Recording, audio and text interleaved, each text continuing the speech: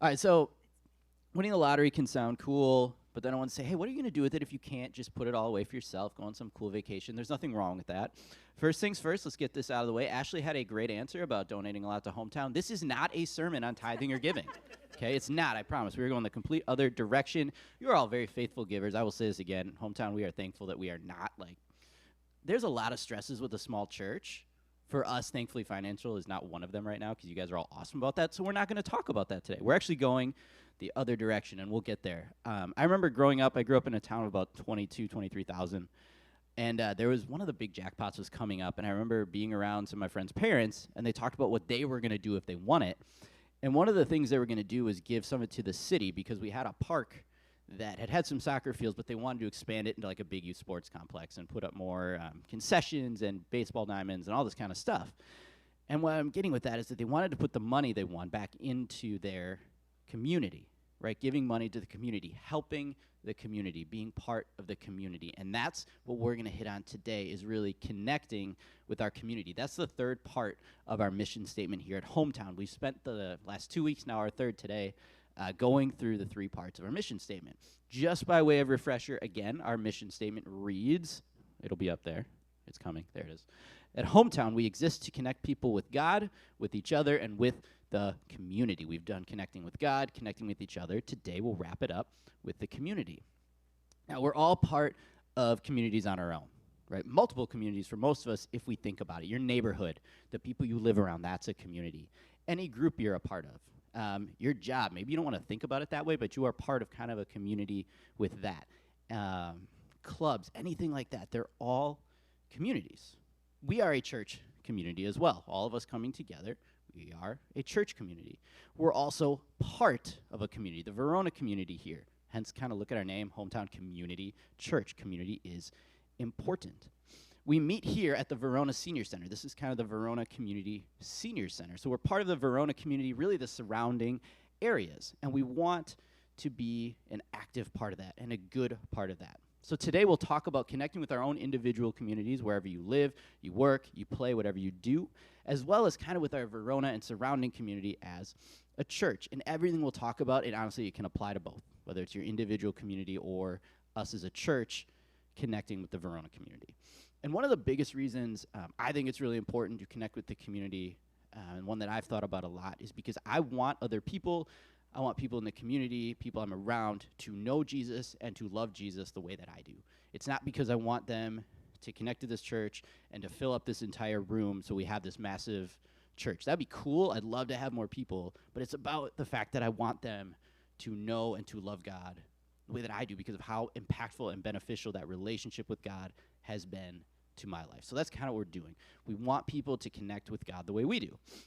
And pretty simply, the punchline is this. If we want our community to connect with God, we need to connect with our community, right? We want the community to connect with God, know God. We have to go out and connect with that community, and that'll be our focus today. We're going to have a few different passages to help us walk through this.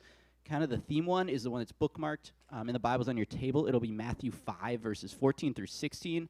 We're going to start there. You can look at it there. If you phones, tablets, all great if you want to follow along that way. I'm always in the NIV translation from up here, but as always, it'll be on the screen. So we're going to start Matthew 5, verses 14 through 16. This is part of Jesus' famous Sermon on the Mount. So here's what he says. Matthew 5, verse 14. You are the light of the world. A town built on a hill cannot be hidden. Neither do people light a lamp and put it under a bowl. Instead, they put it on its stand, and it gives light to everyone in the house. In the same way, let your light shine before others, that they may see your good deeds and glorify the Father in heaven. We're going to stop there. So he talks about being, Jesus, being a light, all right? Being a light on a hill or things like that. So think about a light. It's visible, and it attracts attention, right? In a dark space, if we were to turn off all the lights, except for, say, maybe just the light on a camera or something like that, we're drawn to that, even if it's tiny. Because it's visible, it's attractive, and we're drawn to that. Now, as Christians, thankfully, we have a light, our light being Jesus. Jesus is our light, what we're drawn to and attracted to, and we think is awesome. So think about being a light for our light, attracting attention for Jesus, being a light for Jesus. right? Not for ourselves, not for our own gain, but for Jesus. And to be seen for him, right? Don't hide. Don't extinguish your light. The translation here we read said, you wouldn't put a bowl over that light.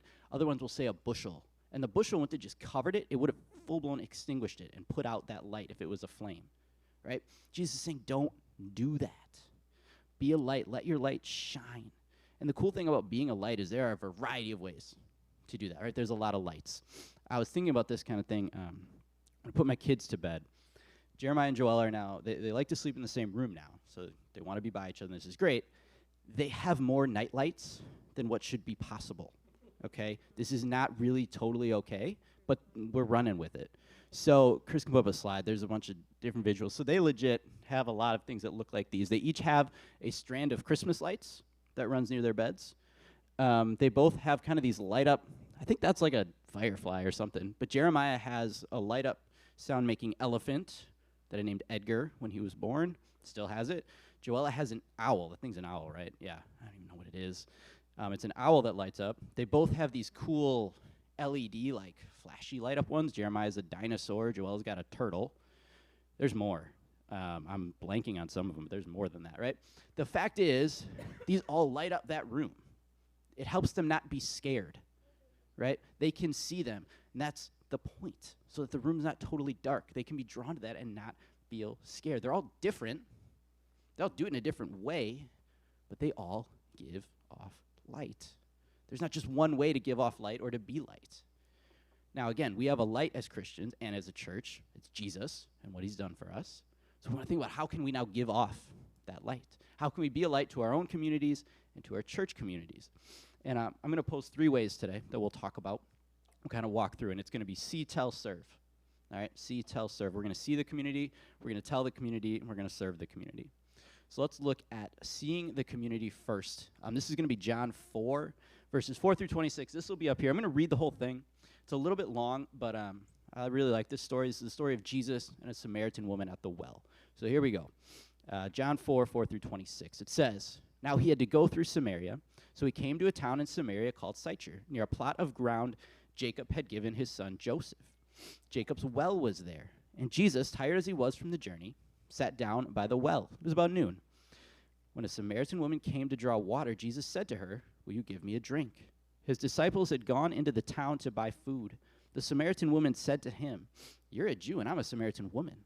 How can you ask me for a drink?' For Jews do not associate with Samaritans. Jesus answered her, 'If you knew the gift of God and who it is that asks you for a drink, you would have asked him, and he would have given you living water.' 'Sir,' the woman said, 'you have nothing to draw with, and the well is deep. Where can you get this living water? Are you greater than our father Jacob, who gave us the well and drank from it himself, as did also his sons and his livestock?' Jesus answered, 'Everyone who drinks this water will be thirsty again, but whoever drinks the water I give them will never thirst. Indeed, the water I give them will become in them a spring of water welling up to eternal life.' The woman said to him, 'Sir, give me this water so that I won't get thirsty and have to keep coming back here to draw water.' He told her, 'Go call your husband and come back.' 'I have no husband,' she replied. Jesus said to her, 'You're right when you say you have no husband. The fact is you have had 5 husbands, and the man you now have is not your husband. What you have just said is quite true.' 'Sir,' the woman replied, 'I can see now that you are a prophet. Our ancestors worshipped on this mountain, but you Jews claim that the place where we must worship is in Jerusalem.' 'Woman,' Jesus replied, 'believe me, a time is coming when you will worship the Father neither on this mountain nor in Jerusalem. You Samaritans worship what you do not know. We worship what we do know, for salvation is from the Jews. Yet a time is coming and has now come when the true worshipers will worship the Father in spirit and in truth, for they are the kind of worshipers the Father seeks. God is spirit, and his worshipers must worship in spirit and truth.' The woman said, 'I know that Messiah, called Christ, is coming. When he comes, he will explain everything to us.' Then Jesus declared, 'I, the one speaking to you, am he.'" All right, kind of a long story, but the point is here, Jesus sees this woman, the Samaritan woman. He goes to the well, and he sits to drink. And the Samaritan woman comes. Now, it makes a point to say it's at noon. It's the middle of the day, and this is actually important because that is the hottest part of the day, and a time of day they would not come to draw water. They would come more early or later, and oftentimes the women would come draw water together. So she comes in the middle of the day, and she comes by herself. a lot of the commentators believe this is probably because she was not super welcomed by others, or she was looked down upon by the people in her community. Jesus sees this. Jesus knows this about this woman. Others may ignore her. He sees her, and now he engages her. Again, a big deal. Jews and Samaritans did not talk. They didn't get along. Jews might refer to another Jewish person they don't like as a Samaritan by way of an insult, right? They would not have talked. Now, especially a Jewish man and a Samaritan woman, absolutely not. But Jesus sees past all this. He sees her as a person. He knows there's something about her. When he mentions, hey, go tell your husband, her response is, I don't have one. That might be a thing of shame for her, right? She knows, yeah, I had multiple before, and so does Jesus. Society would have seen this maybe as her fault or something wrong with her, but Jesus doesn't. He doesn't guilt her, right? He has compassion and grace for this woman. He sees her, and he offers his help, his living water. He doesn't follow any should-bes, right? He sees her for what she really is, for who she really is. She's a person that's a part of this community. See something for what it really is. All right, Chris, you can put up this next slide. Pizza. Maybe that's an awkward segue. We're going to talk about pizza, right? There's a big pizza in the middle. My favorite is bacon cheeseburger pizza, right? And we look at it, and it's great, right? I got all this stuff on this pizza. Maybe it's not made perfectly. It's got a uniqueness. It's not perfect, but it's a big old pizza. But then when I break it down, that pizza is like a community. Why? Because it's a bunch of individual things coming together. It's got dough. It's got sauce. It's got cheese. In my life, it's got bacon and beef and peppers, maybe some jalapenos on there, okay? It's one thing, but it's made up of a lot of individual parts. Jesus saw this woman, this individual ingredient, this individual part of her community. He saw her because he gets that all the people make up the community. We need to see a community for what it is, which is a whole lot of people that make up a community. See the people. Value, the people. When we value the people of the community, we can value the community. See the needs and the struggles. See the wins and the successes. They're both there. We can see the good, great stuff. We can see the struggles and the hardships, right? When we were in Kenosha this weekend, Ryan, Stacy, and I took a little break on one of our breaks, and we went and sat by Lake Michigan on some rocks. It was super cool just to sit out there. It was relaxing. And we saw a few boats, and I remember looking out at these boats, and they're all different, right? There's one big one that was kind of trucking along. There was this other little boat kind of behind it. It was much, much smaller. It looked like it was trying to catch up, but it wasn't really, but that's kind of what it seemed. Then there was another one coming really slowly this way. They were all on the lake, all in the same place, but they're all different. They all have their own thing going on. It's kind of like the community again, right?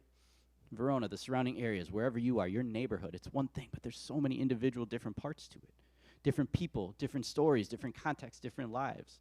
So see the people to see the community. Be present in your community to see them. Ask questions, right? See and listen. Find the trends. Find the themes. Get to know your community, right? But we can't connect with a community that we don't see and want to get to know. So see the community first. Then tell the community. That's talk to it. That's exactly what the Samaritan woman did. We're going to read a little more about her here.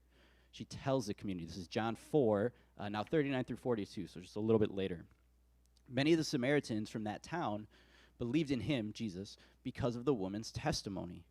He told me everything I ever did. So when the Samaritans came to him, they urged him to stay with them, and he stayed 2 days. And because of his words, many more became believers. They said to the woman, we no longer believe just because of what you said. Now we've heard for ourselves, and we know this man really is the Savior of the world. It says many believe because of her testimony. She talked about it. She shared it. He knew about me, she's saying. He cared about me. He had this supernatural power. She shares her story, and people believed because of her story. And then people went and met Jesus for themselves because of her story. Now, people meeting Jesus for themselves is the most important part, right? People need to believe in Jesus on their own. But so often that starts with hearing somebody that they know or they see and their story about Jesus. This woman was a light. She didn't let it go out. She didn't hide it. She shared her light, and notice how she did it. She just told her story and her experience. She didn't act superior to anyone. She didn't go out and condemn anyone, just like she may have gone to the people that condemned her for having multiple husbands and still just shared what Jesus did, not condemning them for anything. She just shared her story and told her story, and it brought people in. Stories are so powerful and important. I love biographies, documentaries, shows and books about athletes and musicians, because I love to find out the story behind things, right? It goes a little deeper. And there's one on TV. It's actually a docu-series. It's still going on. And it's called Welcome to Wrexham. Some of you are familiar with this. Some of you may not. That's okay if you're not. Wrexham is a soccer club in Wales that was really low in the tier of soccer, to the point where the club had almost completely disbanded years ago. But a few years ago, two American actors, Rob McElhenney, I can never say his last name right, and Ryan Reynolds, bought it. And they bought the team in hopes to revitalize it and move it up. And this whole series tells the story about what they're doing. So they go, and they're getting to know the community of Wrexham, and you're hearing the story of how it came, the industry, the people, and how much this soccer team means to that community, how excited they are as they got better, and they have actually been promoted up to the next league, and they're doing well again this year. People saw this story, and then they bought in, and more people watch. People want to follow it now. Players started coming to play there. The story got shared, people heard it, and they bought in. So we want to share our story. How do we do it? I think I personally it's done best in relationship. And it may not always bat lead off, right? You might not meet somebody, hey, I'm Geoff, let me tell you everything about Jesus right now. Now, that may happen. I don't want to say it will never happen. It might, and that's awesome. But it doesn't always. So much is through relationship. You get to know somebody, and in bits and pieces, you can share who Jesus is in your life, right? It doesn't all have to come at once. There's not a straight-up cookie-cutter approach. It may come at once. It may come in relationship. It might just be you have a chance to share it for a lot of people for some reason. When we were at our conference, we got to hear the story of a pastor in Vietnam who shared his story. Our district, we're part of the central district here, and they're trying to launch a partnership with churches in Vietnam. And this one pastor shared a story about how his dad was a pastor, and he was a kid during the Vietnam War. And they were all inside the church. Many people had fled the community because they knew there was a strike kind of coming in. The two armies were coming together. I'm trying to get all the details right here. And there were a number of people left in the church, and an airstrike happened right over the church. And it destroyed the church except for one wall. And people were killed, including two of this pastor's sisters. And his dad was injured in it and eventually died from the injuries a couple years later. So he said, he blamed Americans. He didn't like Americans. And kind of summing up the story, it took him a while, but he's now a pastor, and he said God showed him forgiveness towards that. He shares this story about how he blamed them. He was mad, and that's totally understandable. But God got to this man and showed him forgiveness and what that can look like. There's a story about forgiveness that might impact other people. Now, our stories may not be at that crazy level. Mine's not. But it doesn't mean they're not impactful for people that we get to know. When I connect with people in my community through relationships, and I value whatever their story is, I have the chance that they might value my story about who Jesus is to me. So share who Jesus is to you and how he can be that for them. All right, so we see the community, we tell the community, we serve the community. John 13, 12 through 17 says, when he had finished washing their feet, this is Jesus, he put on his clothes and returned to his place. Do you understand what I've done for you, he asked them. You call me teacher and Lord, and rightly so, for that's what I am. Now that I, your Lord and teacher, have washed your feet, you should also wash one another's feet. I've set you an example that you could do as I have done for you. Very truly, I tell you, no servant is greater than his master, nor is the messenger greater than the one who sent them. Now that you know these things, you will be blessed if you do them. Jesus washes his disciples' feet. And this would have completely thrown them off. This was completely backwards from how things went in this day, right? The teacher, leader, master did not do the serving. Hierarchical societies, biblical. He would have been up here. They would have been down here. Yet he comes down here to wash their feet. Why? Because Jesus was different. Jesus was about serving. Humility mattered to Jesus. He was telling his disciples, be ready for humble service. You, my disciples, need to be about others and serving others. He's saying, do that and be blessed. But do it. He's saying serving is an action, right? It's nice to know we're supposed to serve and have that in the back of our minds, but we need to do it. Act on it. I had to come back to the Nike slogan again, just do it. Right? This was a phrase coined in 1988 by Dan Whedon, and he's like, it was targeted at everyone. Because there were other athletic companies that were targeting athletes, and they were targeting fitness professionals and all this kind of stuff. But he's like, man, we need something every day for the everyday person to be able to just get past any uncertainty, any struggles, I don't want to. And just do it. Act on whatever it is you need to do. So while just do it is not necessarily biblical, I think it plays here for serving our community. Just do it.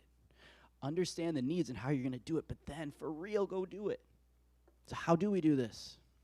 For our own individual communities, for your neighborhoods, your workplaces, your clubs, that depends. It depends on the needs of the community. Serving should meet the needs of the people you're serving, not your own need to feel important or your own need to tell people about it, but for the actual needs of the community you're serving. Serving is others focused. So as an individual, it's about the needs you see in your community. For the church, I think it's important to first remember how important it is that we serve. Author James Bryan Smith, in his book, The Good and Beautiful Community, has a quote that says, "The value of a church is not in its longevity, but its love. The success of a church is not in its size, but in its service to the people in the community." That's the value, that's the success, is how well are we serving the people, and I love that quote. I love that book. So do it. Serve us at hometown, practically. Let's talk through a few things we've done. A couple months ago, we did a school supply drive. We knew there was a need for kids in the Verona community that weren't able to buy their own school supplies. Thankfully, Ryan knows one of the principals at one of the elementary schools. She gave us their list. Here are the things we need, and we were able to put a drive together to donate some of those. We've done it for 2 years. We'll do it again next year. Our Meadow Ridge ministry that Stacy talked about, here we were told about a need about, I think it was last January. The woman that runs this ministry for Good Shepherd Lutheran here in town reached out and said, hey, we've been doing this at the library. It's super helpful to these kids. They hang out there, they do their homework, and the snacks have really helped, but we need some help providing it. Can you help? Thankfully, we were able to say yes and be a part of it, and it's awesome. I can tell you, I hear from her how impactful it is for these kids every time she sends us numbers about how many kids are there. It's a safe place for them. It's a place where we can help them get food and to do their work. So we're able to serve that way. Third one I want to run through is Trunk or Treat. Trunk or Treat, we've done the last 2 years right out in that parking lot around the Halloween time, where we have cars with games, and we have candy, and we have hot dogs, and we have music, and we have a tent in the middle with like coloring and contests and all this stuff. And we've estimated, we changed the number a lot, but what, probably a couple hundred kids each year, I think, have come through here, right? So there's a touch point with 200 kids and their families that just get something for free, that's safe, that's something to do, and it's good for them. Now, this event is coming up soon, October 29th. Shameless plug here. It's October 29th coming up. We're going to talk more about it starting next week. But Julie oversees that, and we'd love it if you would all participate, either just asking what you can do to help, or the big one is having your car and a game at it. Julie runs that. It'd be really cool if when she comes out of the kids ministry later, you all just go bombard her and say, Julie, I want to help, I want to help, I want to help. Right? She'd be like overwhelmed by that. But in either way, if you can help with that. But it's just an event where we can have a bunch of people come in, and it's just about them. It's just free, and it's fun. So we're serving the community. Right? Service is so important, and it's super impactful in our communities. We're here to help our communities. We want to be a part of that, individually in your own, and also here as a church. And we follow Jesus by doing that. So again, we're all a part of different communities. What I'm encouraging you to do is to be active in them. Be present, be there, see them. Be a light. Be a light for Jesus in those communities. And see them, tell them about Jesus, serve them how Jesus would. Because if we want our communities to know and connect with God, and I really want that, then we need to connect with our communities. Let's pray. God, I thank you for today. God, I thank you that you sent your son and that he was so focused on others. He gives us that example of serving and loving other peoples, and it's one that we can follow. So God, I pray that we would, first off, we would be willing to be a light for you, God. That we wouldn't hide it. That we would be willing to let it be seen. That then we would see those around us. See them for who they are. And God, that when you put it on our hearts, when you put us in the situation, God, that we would tell them about you, or that we would show them about you by how we live. God, then that we would serve. We would see any needs that are there, big or small, and we would find a way to help. So God, we thank you again for the example that you've given us, for the words you've given us, and for the communities we are in that we can serve and connect with.